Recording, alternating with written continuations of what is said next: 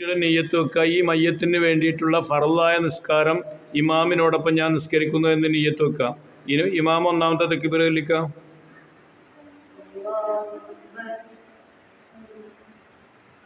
എല്ലാവരും ഫാത്തിഹ ഓതി.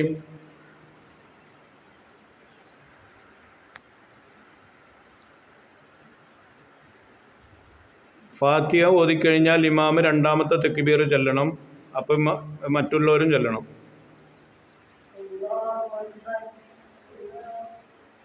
ഇതിൽ നബിതങ്ങളുടെ മേലുള്ള സ്വലാത്ത് ഇബ്രാഹിമിയ ചൊല്ലി.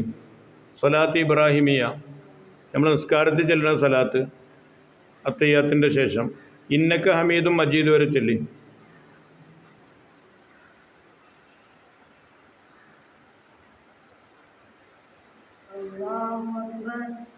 ഇതിൽ മയ്യത്തിന് വേണ്ടിയിട്ടുള്ള പ്രാർത്ഥന അല്ലാഹുമ്മ ഗഫിർ ലഹു വർഹംഹു വഅഫു അൻഹു വാക്കിരിൻ നുസുലഹു വസ്സി മദ്ഹലഹു എന്നുള്ള പ്രാർത്ഥന. അറിയാത്ത കുട്ടികൾ അല്ലാഹുമ്മ ഗഫിർ ലഹു വർഹംഹു എന്ന് മാത്രം പറഞ്ഞാൽ മതി.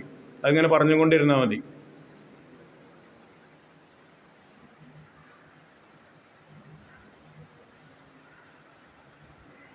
അത് കഴിഞ്ഞാൽ നാലാമത്തെ തക്ബീർ ചൊല്ലുക.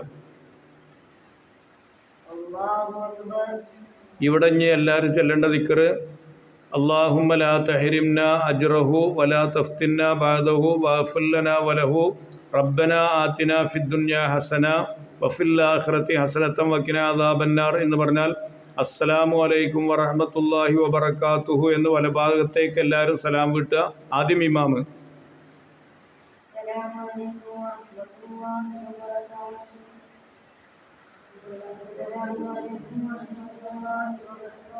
ഇമാമ് 2 സലാം വീട്ടിൻ്റെ ശേഷം നിങ്ങൾ സലാം വീട്ടാൻ പറ്റുള്ളൂ കേട്ടോ.